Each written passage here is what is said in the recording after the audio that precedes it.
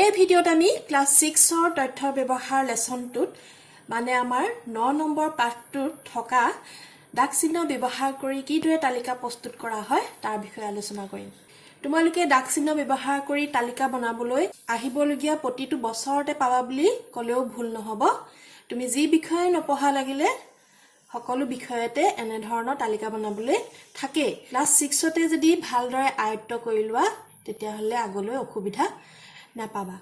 আহাচোন আমি চাওঁ কিদৰে দাগ চিহ্ন ব্যৱহাৰ কৰি আমি তালিকা প্ৰস্তুত কৰিব পাৰোঁ, যিখনৰ অন্য এটা নাম বাৰংবাৰতা তালিকা বুলিও কোৱা হয়। যেতিয়া আমাৰ ওচৰত বেছিকৈ তথ্য থাকে, যিখিনি তথ্যৰ বিষয়ে আমি জানিবলৈ অলপ অসুবিধা হয়, তেতিয়া আমি এনে ধৰণৰ তালিকা সহায়ত তথ্যখিনিৰ বিষয়ে জানিবলৈ আমাৰ সুবিধা হয়। আহাচোন আমি তাৰ বিষয়ে গম পাওঁ। ধৰি লোৱা তোমালোকৰ ক্লাছ 6ত 30জন ছাত্ৰ ছাত্ৰী আছে। তোমালোকৰ এগৰাকী শিক্ষয়িত্ৰীয়ে ক'লে যে আমি তোমালোকক লৈ পেলাই শিক্ষামূলক ভ্ৰমণৰ বাবে যাম, আৰু তোমালোকে এই ভ্ৰমণত পাতলীয়া আহাৰ হিচাপে কি খাবলৈ ভাল পাবা। গোটেই ল'ৰা ছোৱালীখিনিয়ে চিঞৰ কৰিলে, বাইদেউ মই চিকেন ৰোল খাবলৈ ভাল পাম। এজনে চিঞৰিলে, বাইদেউ মই ম'ম' খাবলৈ ভাল পাম। এজনে চিঞৰিলে, বাইদেউ মই চাওমিন খাবলৈ ভাল পাম।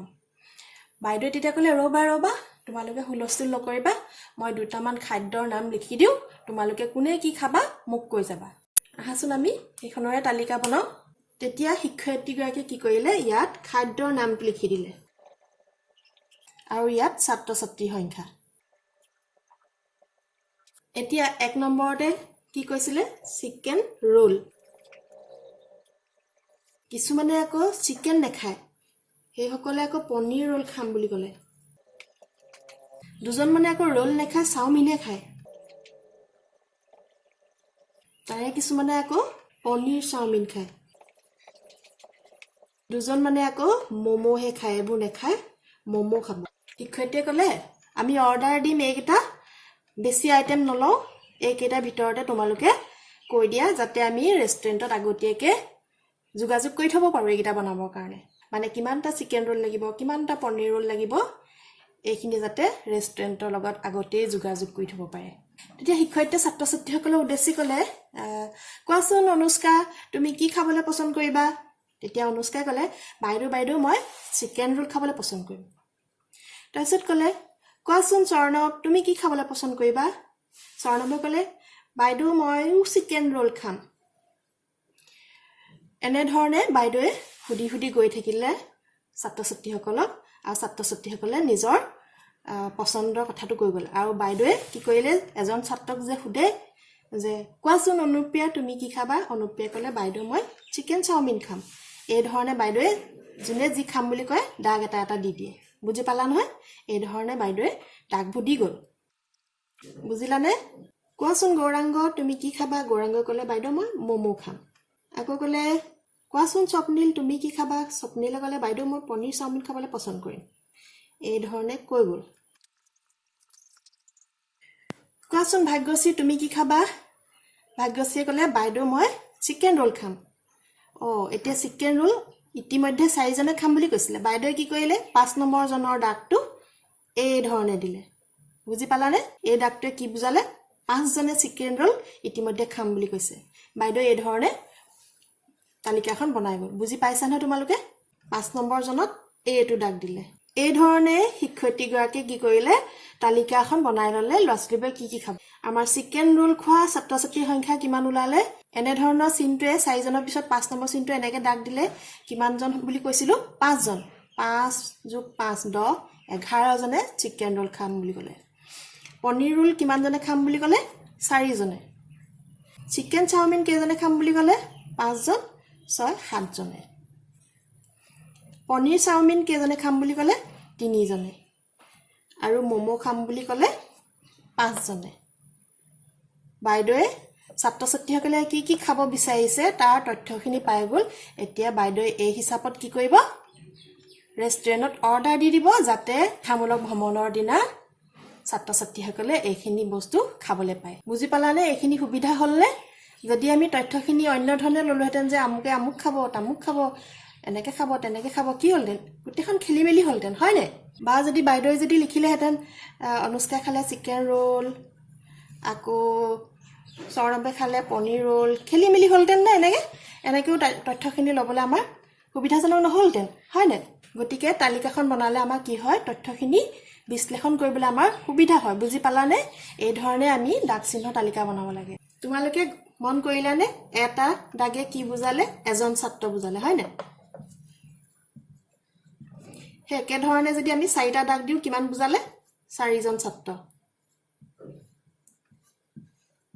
ছাত্ৰ বা ছাত্ৰী আৰু 5 নম্বৰটো কেনেকৈ কৈছিলো চাৰিটা দাগ দিলা 5 নম্বৰ দাগটো এই ধৰণে কাটি এটা বক্সৰ নিচিনা বনাই দিলা এইটোৱে কিমান বুজাব 5 জন ছাত্ৰ বা ছাত্ৰী বুজি পালানে এই ধৰণে আমি তালিকা বনালেই হ'ব লাগিলে তোমালোকক ইয়াত যিয়ে নিদিয়ক খাদ্যৰ নাম হওক বা অন্য কিবা বেলেগেই হওক যেটো দিয়া থাকিব তাৰ কাৰণে আমি এটা দাগে এটা বস্তু বুজাম চাৰিটা দাগে চাৰিটা আৰু 5 নম্বৰ দাগটো আমি এই ধৰণে বুজাম আহাচোন আমি তোমালোকৰ কিতাপত থকা নিজে কৰাৰ 1 নম্বৰ কুৱেশ্যনটো কৰো পেজ নম্বৰ 177 ত থকা তথ্য ব্যৱহাৰ লেসনটোত থকা নিজে কৰা কুৱেশ্যন 1টো আমাক কি কৈছে পেজ নম্বৰ 177 ৰ এখন বিদ্যালয়ৰ ষষ্ঠ সপ্তম অষ্টম এই তিনিটা শ্ৰেণীৰ মুঠ 40 জন ছাত্ৰ ছাত্ৰীক প্ৰতিভা সন্ধানী পৰীক্ষাৰ বাবে বাছনি কৰা হ'ল তেওঁলোকৰ বয়সৰ তালিকা তলত দিয়া ধৰণৰ এই 40 জন ছাত্ৰ ছাত্ৰী বয়সবোৰ দি দিছে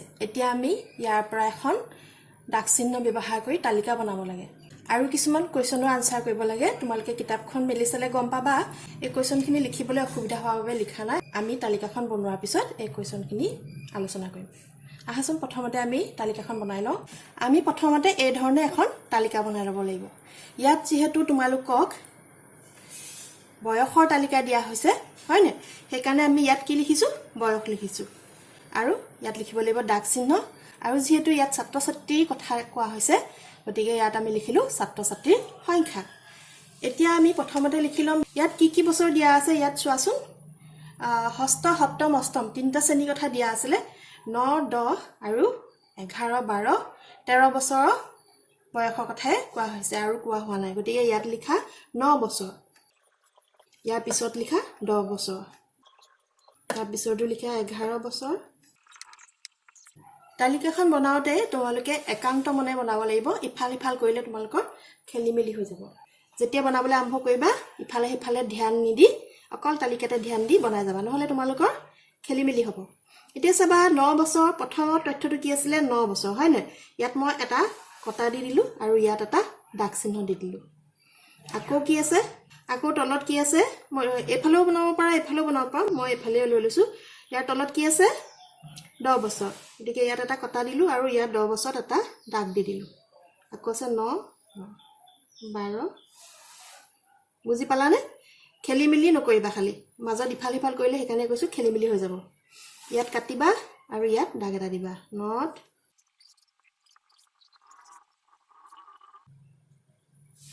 এতিয়া চাবা 10 মই 5 নম্বৰ সংখ্যাটো পালো 5 নম্বৰ দাগটো আমি কেনেকৈ দিম বুলি কৈছিলো এই ধৰণে চাৰিডাল কাটি দিব লাগিব মনত থাকিব নহয় এই ধৰণে আমি দাগ চিহ্ন দি তালিকাখন সম্পূৰ্ণ কৰিলো এতিয়া আমি 9 বছৰ বয়সৰ ছাত্ৰ ছাত্ৰী সংখ্যা কেইজন পালো চাওচোন আহা এটো মানে কি কৈছিলো মই 5 হয় না 5 + 5 10 একে 11 জন 10 বছৰ বয়সৰ ছাত্ৰ ছাত্ৰী সংখ্যা কিমান হ'ব 5 × 5 = 10 11 12 যদি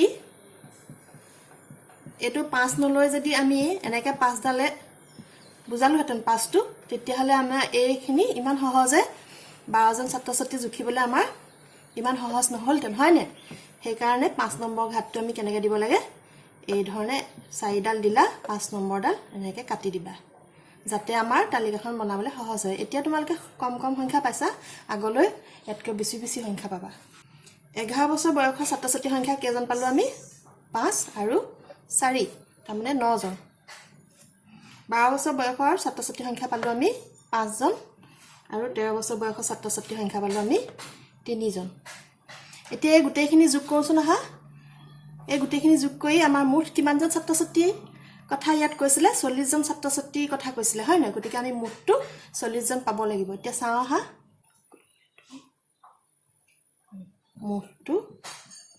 মুঠ 40 জন ছাত্ৰ ছাত্ৰী আমি পালো আমি 40 জন ছাত্ৰ ছাত্ৰীৰ তথ্য উলিয়াইছিলোঁ গতিকে ইয়াত আমাৰ মুঠটো 40 জন হ'বই লাগিব হয় নাই হ'বই যদি আমাৰ তালিকাখন শুদ্ধ হয় এতিয়া ইয়াৰ তলত কিছুমান কোৱেশ্চন দিয়া আছিলে এই কোৱেশ্চনখিনি কৰো আহা এতিয়া মই অকল এই তালিকাখন উলিয়াম বাকি কোৱেশ্চন কেইটা কৰি যাম ইয়াত মই তোমালোকক কোৱেশ্চন কেইটা লিখি দেখাব নোৱাৰিম তোমালোকে কিতাপখন মেলি চাবা পেজ নম্বৰ 177 177 নম্বৰ পেজটো মেলি চাবা তালিকাখনৰ তলৰ কোৱেশ্চন কৈছিলে এতিয়া 10 বছৰ 11 বছৰ 12 বছৰ 13 বছৰৰ বাবে দাগচিহ্ন আৰু ছাত্ৰ-ছাত্ৰী সংখ্যা নিৰ্ণয় কৰা আৰু তলৰ প্ৰশ্নকেইটা উত্তৰ দিয়া আমি এই দাগচিহ্ন ব্যৱহাৰ কৰি ছাত্ৰ-ছাত্ৰী সংখ্যা কেইটা উলিয়ালো হয় না এতিয়া কোৱেশ্চন এ টো কি কৈছিলে আনসাৰটোকে লিখিছো অকল কোৱেশ্চন এ ৰ আনসাৰ কি হ'ব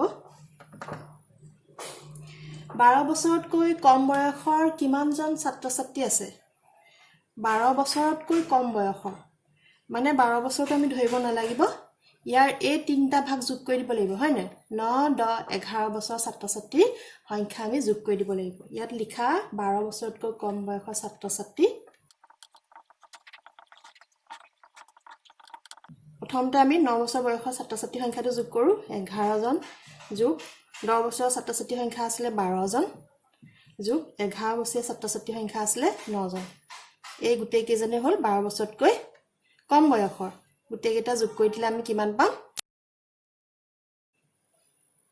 গতিকে 32 জন ছাত্ৰ-ছাত্ৰী 12 বছৰতকৈ কম বয়সৰ আছিল বুজি পালা এতিয়া বি টো কৰো কোৱেশ্চন বি টো আমাক কি কৈছিলে 9 বছৰ আৰু 13 বছৰৰ মুঠ কিমান জন ছাত্ৰ-ছাত্ৰী আছে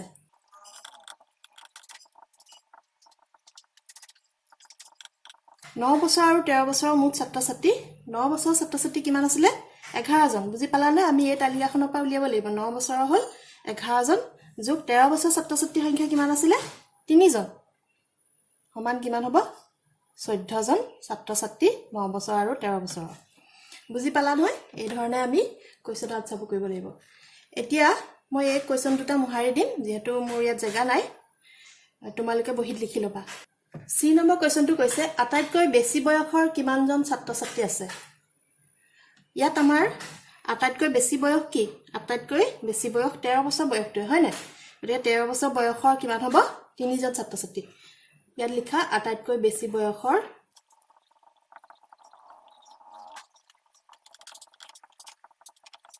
আটাইতকৈ বেছি বয়সৰ মানে 13 বছৰ বয়সৰ ছাত্ৰ-ছাত্ৰীৰ সংখ্যা হল 3 জন কোৱেশ্চন ডি টো আমাক কি কৈছে কোনটো বয়সৰ ছাত্ৰ-ছাত্ৰীৰ সংখ্যা আটাইতকৈ কম ইয়াত কোনটো বয়সৰ ছাত্ৰ-ছাত্ৰীৰ সংখ্যা আটাইতকৈ কম 13 বছৰ বয়সৰ হয় না কোৱেশ্চন ডি ৰ আনসাৰ হ'ব 13 বছৰ বয়স কোৱেশ্চন ডি আনসাৰটো লিখা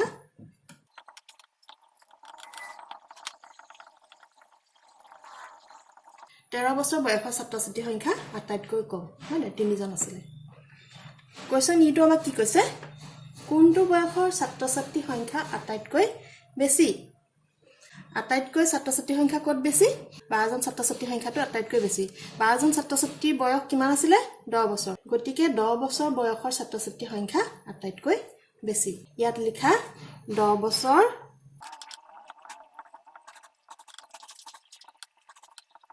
ইয়াত লিখা 10 বছৰ বয়সৰ ছাত্ৰ-ছাত্ৰীৰ সংখ্যা আটাইতকৈ বেছি 12 জন হয় না এইকেইটা আছিল তোমালোকৰ আনসাৰ দাগচিহ্ন ব্যৱহাৰ কৰি তালিকা কিদৰে বনায় নিশ্চয় বুজি পালা যদি বুজি পোৱা নাই মোক জনাবাচোন